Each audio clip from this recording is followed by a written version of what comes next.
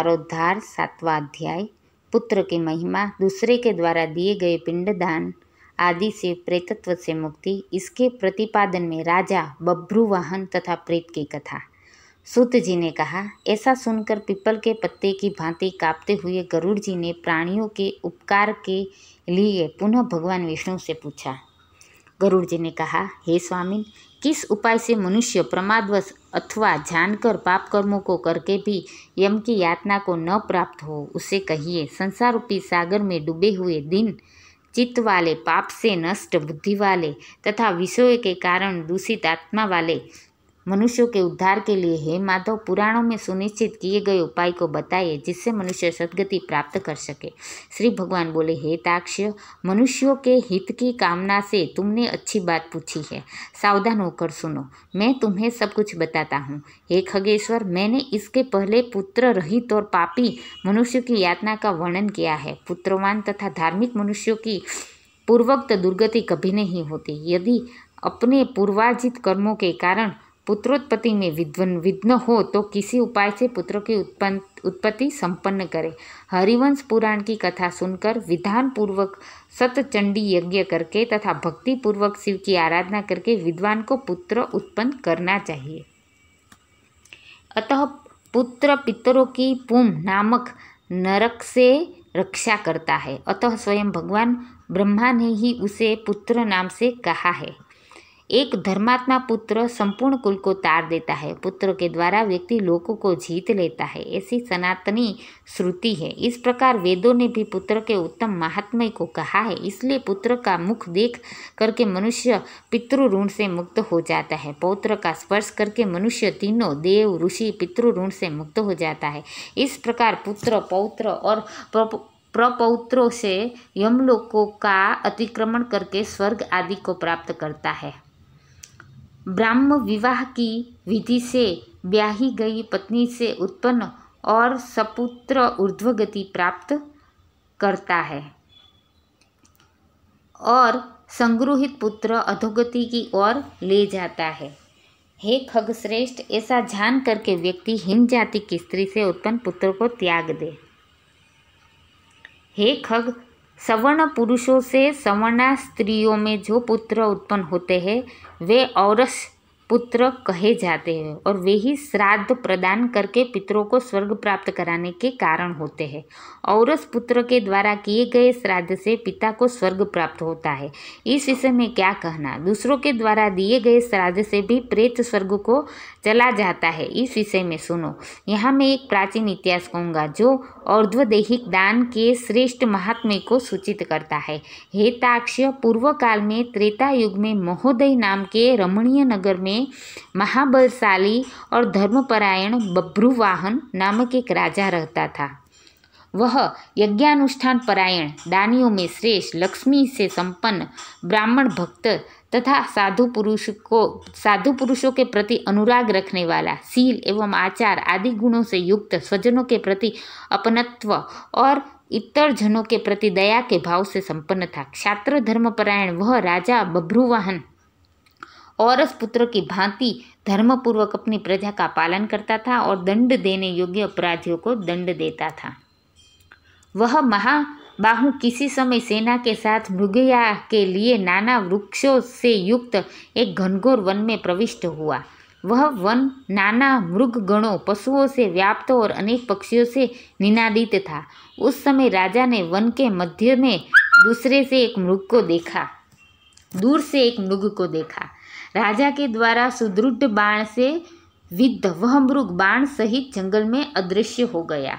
रुधिर से गीली हुई घास पर अंकित चिन्ह से राजा ने उसका पीछा किया। तब मृग के प्रसंग से वह राजा दूसरे वन में जा पहुंचा। भूख प्यास से सूखे हुए कंठ वाला तथा परिश्रम के संताप से पीड़ित उस राजा ने एक जलाशय के समीप पहुंचकर घोड़े के साथ उसमें स्नान किया तथा कमल की गंधादि से सुगंधित शीतल जल का पान किया। इसके बाद उस जलाशय से बाहर निकलकर समरहित राजा बभ्रुवाहन ने वृक्ष रूपी विशाल शाखाओं के कारण फैले हुए मनोहर और शीतल छाया वाले तथा पक्षी समूहों से कुंजित एक वट वृक्ष को देखा। वह वृक्ष संपूर्ण वन की महती पताका की भांति स्थित था। उसकी जड़ के पास जाकर राजा बैठ गया। उसके बाद राजा ने भूख और प्यास से व्याकुल इंद्रियों वाले, ऊपर की ओर उठे हुए बालों वाले, अत्यंत मलिन, कुबड़े और मांस रहित एक भयावह प्रेत को देखा। उस विकृत आकृति वाले भयावह प्रेत को देखकर बब्रुवाहन विस्मित हो गया। प्रेत भी घने जंगल में आए हुए राजा को देखकर चकित हो गया और समूह सुख मन वाला होकर वह प्रेत उसके पास गया। हे ताक्ष्य, तब उस प्रेत राज ने राजा से कहा, हे महाबाहो, आपके संबंध में मैंने प्रेत भाव का त्याग कर दिया है, अर्थात मेरा प्रेत भाव छूट गया है और मैं परम शांति को प्राप्त हो गया हूँ तथा धन्यतर हो गया हूँ। राजा ने कहा, हे कृष्ण वर्ण वाले तथा भयावह रूप वाले प्रेत, किस कर्म के प्रभाव से देखने में डरावने लगने वाले और बहुत ही अमंगलकारी इस प्रेतत्व स्वरूप को तुमने प्राप्त किया है? हे तात, अपने प्रेतत्व की प्राप्ति का सारा कारण बतलाओ। तुम कौन हो और किस दान से तुम्हारा प्रेतत्व नष्ट होगा? प्रेत ने कहा, हे श्रेष्ठ राजन, मैं आरंभ से आपको सब कुछ बताता हूँ। प्रेतत्व का कारण सुनकर आप कृपया उसे दूर करने की दया कीजिए। वैदिश नाम का एक नगर था जो सभी प्रकार की संपत्तियों से समृद्ध, नाना जनपदों से व्याप्त, अनेक प्रकार के रत्नों से परिपूर्ण, धनिकों के भवनों तथा देव एवं राजप्रसादों से सुशोभित और अनेक प्रकार के धर्मानुष्ठानों से युक्त था। हे तात, मैं वहाँ रहता हुआ निरंतर देव पूजा किया करता था। आपको विदित होना चाहिए कि मैं वैश्य जाति में उत्पन्न हुआ और मेरा नाम सुदेव था।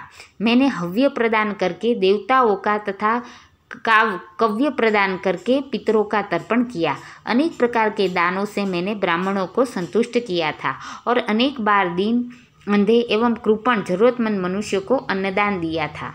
किंतु हे राजन, मेरा यह सारा सत्कर्म मेरे दुर्दैव से निष्फल हो गया।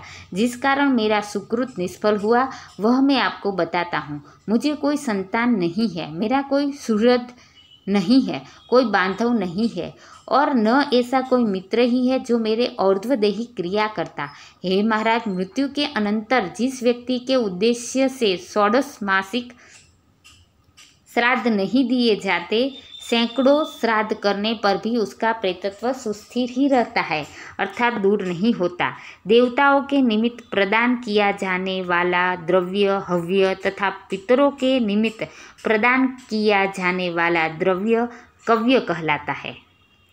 हे महाराज, आप मेरा और्ध्वदेही कृत्य करके मेरा उद्धार कीजिए, क्योंकि इस लोक में राजा सभी वर्णों का बंधु कहा जाता है। इसलिए हे राजन, आप मेरा उद्धार कीजिए, मैं आपको मणिरत्न देता हूँ। हे वीर, यदि आप मेरा हित चाहते हैं तो जैसे मेरी सद्गति हो सके और मेरी प्रेत योनि से जैसे मुक्ति हो सके वैसा आप करें।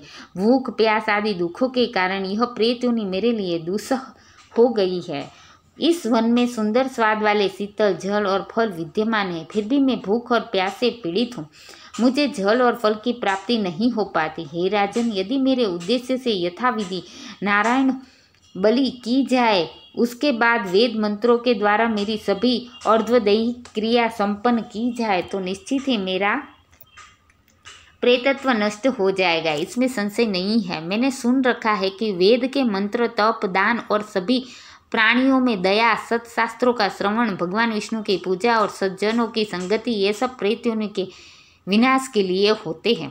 इसलिए मैं आपसे प्रेतत्व को नष्ट करने वाली विष्णु पूजा को कहूँगा।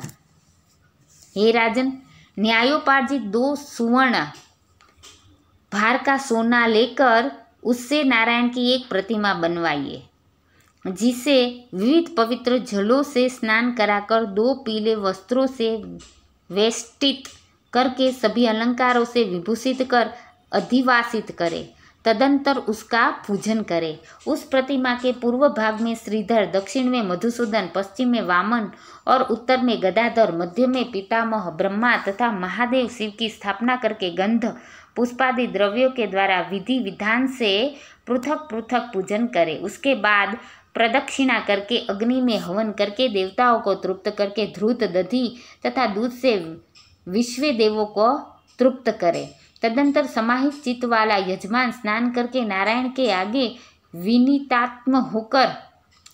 विनीतात्मा होकर विधिपूर्वक मन में संकल्पित अर्ध्वदेही क्रिया का आरंभ करे। इसके बाद क्रोध और लोभ से रहित होकर शास्त्र विधि से सभी श्राद्धों को करे तथा वृषोत्सर्ग करे। तदंतर ब्राह्मणों को 13 पद दान करे। फिर संज्ञादान देकर प्रेत के लिए घटका दान करे। राजा ने कहा, हे प्रेत, किस विधान से प्रेत घट का निर्माण करना चाहिए और किस विधान से उसका दान करना चाहिए? सभी प्राणियों के ऊपर अनुकंपा करने के हेतु से प्रेतों को मुक्ति दिलाने वाले प्रेत घट दान के विषय में बताइए। प्रेत ने कहा, हे महाराज, आपने ठीक पूछा है। जिस सुदृढ़ दान से प्रेतत्व नहीं होता है उसे मैं कहता हूँ। आप ध्यान से सुनो। प्रेत घट का दान सभी प्रकार के अमंगलों का विनाश करने वाला, सभी लोकों में दुर्लभ और दुर्गति को नष्ट करने वाला है। ब्रह्मा, शिव तथा विष्णु सहित लोकपालों से युक्त तपाए हुए सोने का एक घट बनाकर उसे दूध, घी आदि से पूरा भरकर भक्तिपूर्वक प्रणाम करके ब्राह्मणों को दान करे। इसके अतिरिक्त तुम्हें अन्य सैकड़ों दानों को देने की क्या आवश्यकता? हे राजन, उस घट के मध्य में ब्रह्मा, विष्णु तथा कल्याण करने वाले अविनाशी शंकर की स्थापना करे एवं घट के कंठ में पूर्व आदि दिशाओं के क्रमशः लोकपालों का आवाहन करके उनकी धूप, पुष्प, चंदन आदि से विधिवत पूजा करके दूध और घी के साथ उस हिरण्यमय घट का ब्राह्मण को दान करना चाहिए। हे राजन, प्रेतत्व की निवृत्ति के लिए सभी दानों में श्रेष्ठ और महापातकों का नाश करने वाले इस दान को श्रद्धापूर्वक करना चाहिए। हे श्री भगवान ने कहा, हे कश्यप पुत्र गरुड़, प्रेत के साथ इस प्रकार बातचीत हो ही रही थी कि उसी समय हाथी, घोड़े आदि से व्याप्त राजा की सेना पीछे से वहां आ गई। सेना के आने के बाद राजा को महामणि देकर उन्हें प्रणाम करके पुनः अपने उद्धार के लिए और्ध्वदेही क्रिया करने की प्रार्थना करके वह प्रेत अदृश्य हो गया। हे पक्षिन, तदंतर उस वन से निकलकर राजा भी अपने नगरों को चला गया और अपने नगर में पहुंचकर प्रेत के द्वारा बताए हुए वचनों के अनुसार उसने विधि विधान से अर्ध्वदेही क्रिया का अनुष्ठान किया। उसके पुण्यदान से मुक्त होकर प्रेत स्वर्ग चला गया। जब दूसरे के द्वारा दिए हुए श्राद्ध से प्रेत की सद्गति हो गई तो फिर पुत्र के द्वारा प्रदत्त श्राद्ध से पिता की सद्गति हो जाए, इसमें क्या आश्चर्य। इस पुण्यप्रद इतिहास को सुनता है और जो सुनाता है वे दोनों पापाचारों से युक्त होने पर भी प्रेतत्व को प्राप्त नहीं होते। इस प्रकार गरुड़ पुराण के अंतर्गत सारोद्धार में बब्रुवाहन प्रेत संस्कार नामक 7वां अध्याय पूरा हुआ।